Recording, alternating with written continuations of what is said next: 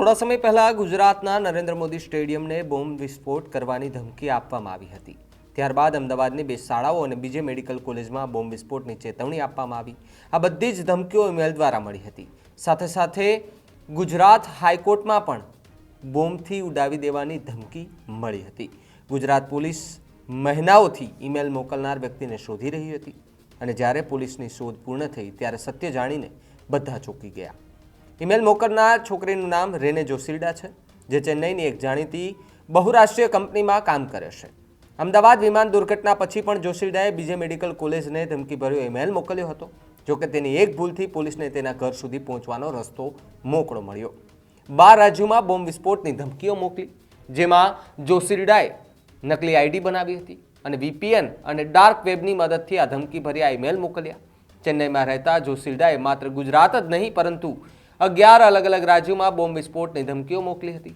આ યાદીમાં મહારાષ્ટ્ર, તમિલનાડુ, રાજસ્થાન, દિલ્હી, કર્ણાટક, કેરળ, બિહાર, તેલંગાણા, પંજાબ, મધ્યપ્રદેશ અને હરિયાણાના નામ સામેલ છે। આવી સ્થિતિમાં 12 રાજ્યોની પોલીસ જોશિલ્ડાને શોધી રહી હતી। આ જ સમયે ગુજરાત પોલીસને માર્ગ મોકળો મળતા તેની ધરપકડ કરી। અમદાવાદ વિમાન દુર્ઘટના પછી પણ ધમકીઓ આપવાની શરૂ થઈ હતી।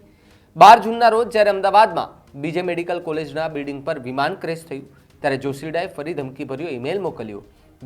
મેડિકલ કોલેજને મોકલવામાં આવેલા ઈમેલમાં જોશિલ્ડાએ લખ્યું હતું કે ગુજરાતમાં 12 ધમકીઓ આપવામાં આવી। જોશિલ્ડાએ નરેન્દ્ર મોદી સ્ટેડિયમને 13, નજીવા બિરબલ સ્કૂલને 4, દિવ્યજ્યોત સ્કૂલને 3 અને બીજે મેડિકલ કોલેજને બોમ્બથી ઉડાવી દેવાની ધમકી આપી। એક ઈમેલ મોકલ્યો।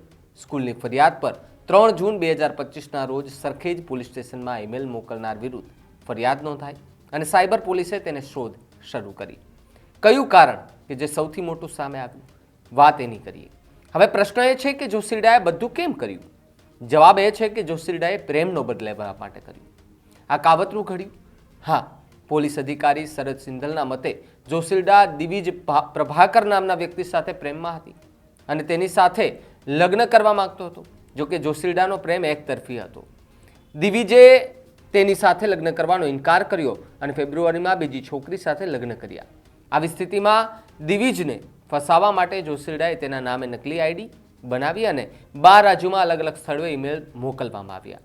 ચેન્નઈથી ગુજરાત પોલીસે ધરપકડ કેવી રીતે કરી? ચેન્નઈથી પોલીસે કઈ રીતે ધરપકડ કરી? તો રેની જોશિલ્ડા 2022થી ચેન્નઈની એક પ્રતિષ્ઠિત કંપનીમાં સિનિયર કન્સલ્ટન્ટના પદ પર છે। તે રોબોટિક એન્જિનિયર અને એઆઈમાં માહિર છે। તે ટેકનિકલ જ્ઞાનની મદદથી તેણે દિવિજને ફસાવવાની યોજના બનાવી। અમદાવાદ પોલીસે જોશિલ્ડાને તેના ચેન્નઈના ઘરેથી ધરપકડ કરી અને અત્યારે કાયદેસરની કાર્યવાહી હાથ ધરી છે। સાથે સાથે હાઈકોર્ટમાં બોમ્બની ધમકીના ઈમેલ મોકલવાનો મામલો સામે આવ્યો, જેમાં રેને જોશિલ્ડા નામનો ઉપયોગ કરીને ઈમેલ આઈડી બનાવવાની આશંકા હતી। ગુજરાત હાઈકોર્ટમાં RDX આધારિત બોમ્બ પ્લાન કરાયાની ધમકી આપતો ઈમેલ મળતા મામલે સોલા પોલીસે તપાસ શરૂ કરી હતી।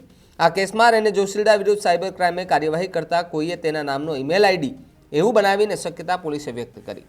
સોલા પોલીસે ટેકનિકલ એનાલિસિસના આધારે તપાસ શરૂ કરીને અગાઉ પણ ચોક્કસ પેટર્નથી ઈમેલ કર્યા હોવાનો ખુલાસો થયો છે।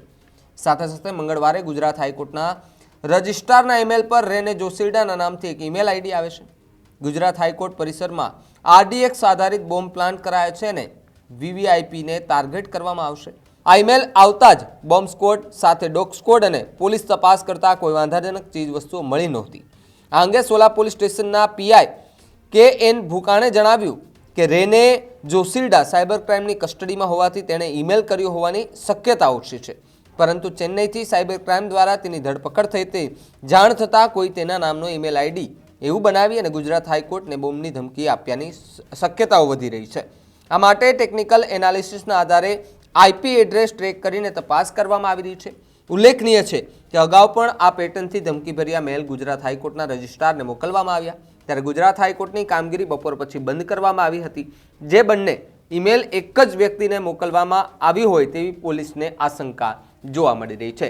જોકે પોલીસ સ્ટેશનમાં પણ આ રેને જોશિલ્ડાએ દાદાગીરી કરીને મહિલા પોલીસ કર્મચારી ઉપર હુમલો કર્યા હોવાના સમાચાર પણ મળ્યા હતા। જોકે હાલ સાયબર ક્રાઇમ પોલીસ સ્ટેશનના કસ્ટડીમાં રેના જોશિલ્ડાની તપાસ ચાલુ છે, પૂછપરછ ચાલુ છે। શું નવું અપડેટ આવે છે ન્યૂઝરૂમ પર અમે તમને સતત આના અપડેટ આપતા રહેશું। જો તમે હજુ પણ અમારી ચેનલને સબસ્ક્રાઇબ ન કરી હોય તો અમારી ચેનલને સબસ્ક્રાઇબ કરી લેજો, બેલ આઇકનને દબાવી દેજો, જેથી કરીને પડે પડના સચોટ સમાચાર તમને તમારા મોબાઈલ પર તરત જ મળી રહે. નમસ્કાર.